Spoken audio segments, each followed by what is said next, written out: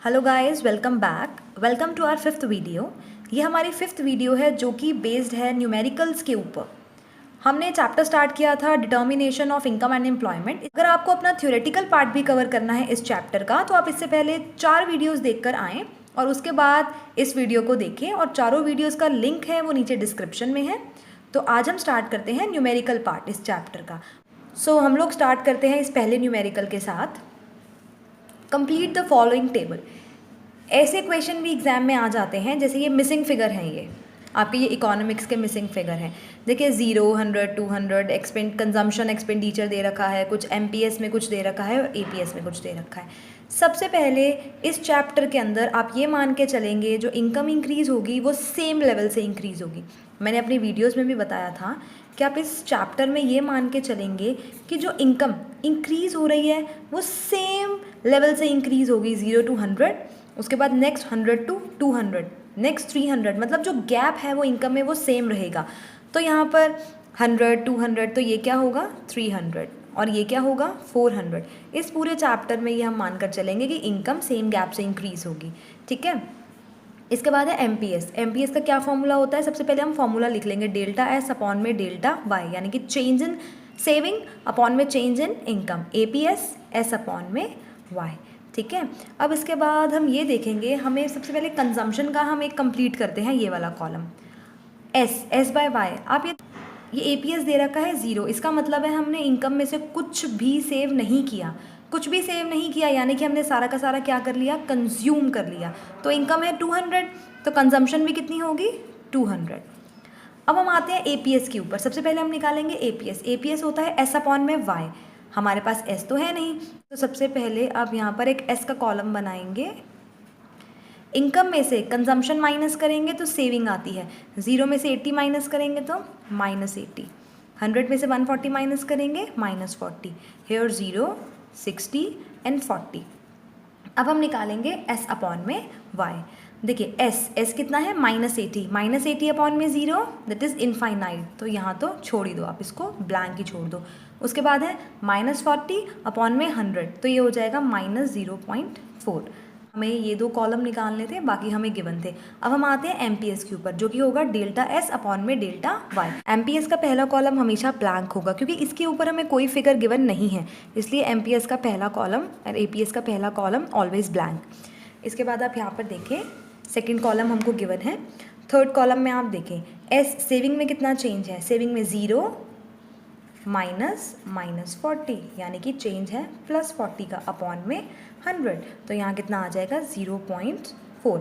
ऐसे ही आप यहाँ पे देखें 0 और 60 कितने का चेंज है, 60 का, 60 और इनकम में चेंज तो सेम है 100, तो ये क्या हो जाएगा 0.6।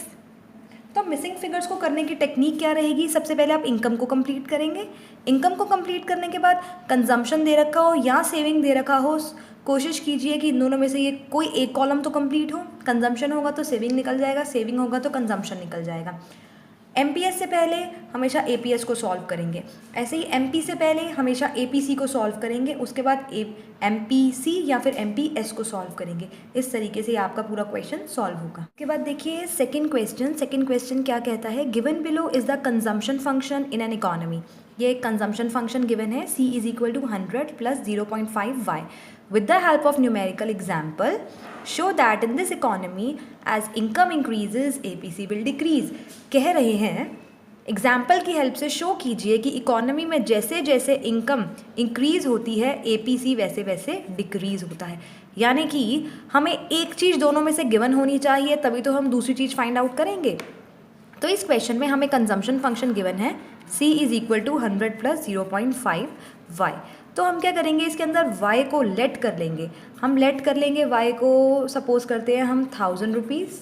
इनकम को हम लेट करते हैं पहले 1000, 2000 रुपीज़ और 3000 रुपीज़, ये हम लेट कर लेते हैं। ठीक है, इसके बाद हमें जो फंक्शन गिवन है वो ये फंक्शन गिवन है। इसके अंदर हम एक एक करके इनकम को पुट करेंगे। सबसे पहले पुट करते हैं 100 + 0.5 इंटू, तो ये कितना हो जाएगा, इसको अगर आप सॉल्व करेंगे तो ये आपका आएगा, ये हो जाएगा 500 + 100, ये हो जाएगा आपका 600।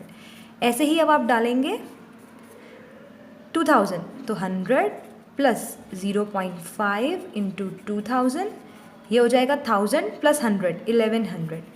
सिमिलरली आप थर्ड में डालेंगे 100 प्लस 0.5 इंटू 3000, तो ये हो जाएगा 1500 प्लस 100 दैट इज 1600। निकल कर आया हमारा कंजम्पशन, निकल कर आया पहले 600 फिर 1100 फिर 1600। और हमारी इनकम क्या है? इनकम हमने जो लेट की थी 1000 2000 एंड 3000। इसके बाद हमको क्या निकालना है? हम अगला कॉलम निकालेंगे APC का। ठीक है, APC का क्या फॉर्मूला होता है? C अपॉन में Y। APC का फॉर्मूला होता है C अपॉन में Y। तो 600 अपॉन में 1000 पहले आएगा 0.60, 1100 अपॉन में 2000 दैट इज़ 0.55, उसके बाद 1600 डिवाइड बाई 3000 0.53। तो हमने ये शो किया कि इकोनॉमी में जैसे जैसे इनकम इंक्रीज़ होती है APC वैसे वैसे डिक्रीज़ होता है। गाइज रीड करते हैं थर्ड क्वेश्चन। ये क्वेश्चन बहुत ही इंपॉर्टेंट है। From the following data about an economy calculate equilibrium level of national income and total consumption expenditure at equilibrium level of national income. हमें क्या निकालना है? हमें equilibrium level of national income निकालना है और हमें टोटल कंजम्पशन एक्सपेंडिचर निकालना है एट इक्विलिब्रियम लेवल।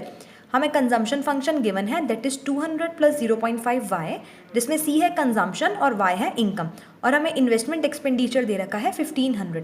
सबसे पहले हमें पता होना चाहिए कि इक्विलिब्रियम लेवल होता कौन सा है। Equilibrium level of national income क्या होता है और कब होता है? देखिए, aggregate demand is equal to, जब एग्रीगेट सप्लाई होता है इसको बोलते हैं, जब एग्रीगेट डिमांड एग्रीगेट सप्लाई के इक्वल होता है इसको बोलते हैं इक्विलिब्रियम लेवल। एग्रीगेट डिमांड का क्या फॉर्मूला होता है? C प्लस आई, और एग्रीगेट सप्लाई का क्या फॉर्मूला होता है? C plus S. C से C cancel, I is equal to S।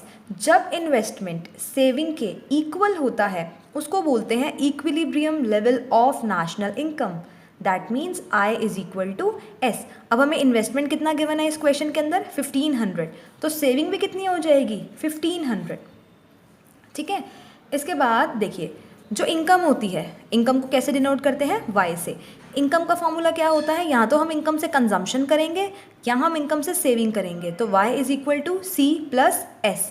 ठीक है, अभी C हमें क्या गिवन है? 200 प्लस 0.5 Y, 200 प्लस 0.5 Y, और सेविंग अभी हमने निकाला कितना? 1500। अब जब आप इसे सॉल्व करें इसको, ये हो जाएगा 1700 plus 0.5 y, y minus 0.5 y is equal to 1700, 0.5 y is equal to 1700, y is equal to 3400। Income कितनी आ गई हमारी? y 3400। ये आ गया हमारा equilibrium level of national income. ठीक है, इसके बाद हमें निकालना है कंजम्पशन। इसके बाद हमें नेक्स्ट बोला था निकालने के लिए total consumption expenditure. Total consumption expenditure कैसे निकलता है? देखिए, कंजम्पशन का जो फंक्शन गिवन है वो है 200 प्लस 0.5 y। अब y हमारे पास गिवन है, अभी हमने निकाला 3400, यहाँ पे y को पुट करेंगे 3400, 200 प्लस 0.5 इंटू 3400। जब इसे सॉल्व करेंगे तो हमारा आंसर आएगा 1900। तो हमारी इनकम निकल के आई 3400 और हमारा कंजम्पशन एक्सपेंडिचर निकल के आया 1900। देखिए, अब हम फोर्थ क्वेश्चन रीड करते हैं। Calculate autonomous consumption, autonomous consumption यानी कि C bar. Calculate autonomous consumption expenditure from the following data about an economy which is in equilibrium. जो इकोनॉमी है वो इक्विलिब्रियम में है। ठीक है, और जो नेशनल इनकम है वो हमें गिवन है 500, यानी कि y है 500, MPS दे रखा है हमें 0.30, और इन्वेस्टमेंट एक्सपेंडिचर यानी कि I हमको दे रखा है 100। हमें क्या निकालना है? C बार। C बार निकालने का हमें जो फॉर्मूला याद आता है, हमें क्या फॉर्मूला याद आता है C बार निकालने का? कंजम्पशन फंक्शन वाला, C बार प्लस BY। अब C बार निकालने के लिए हमारे पास क्या होना चाहिए? हमारे पास कंजम्पशन भी होना चाहिए और हमारे पास इनकम भी होनी चाहिए। ठीक है, इनकम तो हमारे पास गिवन है, B क्या होता है? B होता है MPC। हमारे पास इनकम होनी चाहिए, इनकम तो गिवन है 500। हमारे पास MPS है, हमारे पास MPC नहीं है, और हमारे पास C भी होना चाहिए। 3 चीज़ें होंगी तभी C बार निकलेगा। ठीक है, तो Y हमें गिवन है बी हमें गिवन नहीं है, सबसे पहले हम निकालते हैं बी। एमपीसी प्लस एमपीएस दोनों को प्लस करके आता है 1। अगर हमें एमपीएस दे रखा है 0.30 तो एमपीसी क्या होगा 0.70। ठीक है, अब हमारे पास बी भी हो गया। अब हमें निकालना है सी, तभी तो सी बार आएगा। अब सी कैसे निकालेंगे, देखिए सी निकालने के लिए हमें ये पता है नेशनल इनकम वाई जो होगा वो क्या होगा सी प्लस आई। अगर हमें यहाँ पे इन्वेस्टमेंट की जगह सेविंग दे रखा होता तो हम वाई क्या लेते सी प्लस एस, लेकिन हमें यहाँ पे इन्वेस्टमेंट एक्सपेंडिचर गिवन है इसलिए हम वाई को क्या लेंगे सी प्लस आई। वाई कितना गिवन है 500, कंजम्पशन हमें नहीं गिवन और इन्वेस्टमेंट हमें कितना गिवन है 100, तो सी कितना आ जाएगा 400। अब हमारे पास सी भी है, हमारे पास बी भी है, हमारे पास वाई भी है, हम सी बार निकाल लेंगे। कैसे निकालेंगे 400 is equal to C bar plus 0.70 into 500। 400 is equal to C bar plus ये हो जाएगा हमारा 350, तो सी बार क्या हो जाएगा 400 माइनस 350 50, तो हमारा सी बार निकल के आ गया 50। नेक्स्ट क्वेश्चन पढ़ते हैं। As a result of increase in investment by 60 crore national income rises by 240 crore, calculate MPC. देखिए इन्वेस्टमेंट कितने से इंक्रीज हो रही है 60 करोड़ से, तो ये क्या होगा डेल्टा आई, और नेशनल इनकम राइज हो रही है 240 से, तो ये क्या होगा डेल्टा वाई। हमें निकालना है एमपीसी। देखिए इस चैप्टर के अंदर ना एक चीज़ को निकालने के बहुत सारे तरीके होते हैं, बहुत सारे फॉर्मूले हैं। किस क्वेश्चन में क्या फॉर्मूला लगेगा ये पता चलेगा उस क्वेश्चन की डिमांड को देखकर, उस क्वेश्चन में क्या क्या अमाउंट्स गिवन हैं उसको देख के पता चलेगा हम कौन से फॉर्मूले से जो भी क्वेश्चन की रिक्वायरमेंट है वो पूरी कर सकते हैं। तो डेल्टा वाई और डेल्टा आई याद है हमने किस फॉर्मूले में पढ़ा था, मल्टीप्लायर के फॉर्मूले में, डेल्टा वाई अपॉन में डेल्टा आई। पूरे चैप्टर में ये ऐसा सिर्फ एक फॉर्मूला है जिसके अंदर y न्यूमिनेटर में है और i डिनोमिनेटर में है, वरना सभी फॉर्मूला के अंदर जो y होता है वह डिनोमिनेटर में होता है। तो डेल्टा y भी गिवन है हमारे पास, डेल्टा i भी गिवन है। k का एक और फॉर्मूला था 1 अपॉन एमपीएस और फॉर्मूला था 1 अपॉन 1 माइनस एमपीसी। हमें क्या निकालना है एमपीसी, लेकिन हमारे पास डेल्टा वाई गिवन है, डेल्टा आई गिवन है। तो सबसे पहले हम के निकालते हैं। डेल्टा वाई कितना है 240, डेल्टा आई कितना है 60, इन दोनों को कट करेंगे तो के कितना आ जाएगा 4। ठीक है, अब हम ये भी लगा सकते हैं फॉर्मूला डायरेक्टली, ये भी लगा सकते हैं। तो हम पहले ये लगाते हैं क्योंकि ये 1 माइनस एमपीसी ये बहुत ज़्यादा कैलकुलेशन हो जाएगी। तो हम लगाते हैं K is equal to 1 upon MPS. K कितना आया 4, 1 अपॉन एमपीएस, क्रॉस मल्टीप्लाई करेंगे, एमपीएस इज इक्वल टू 1/4, तो एमपीएस कितना आ जाएगा 0.25। एमपीएस आ गया 0.25, एमपीएस प्लस एमपीसी दोनों को प्लस करके कितना आता है 1।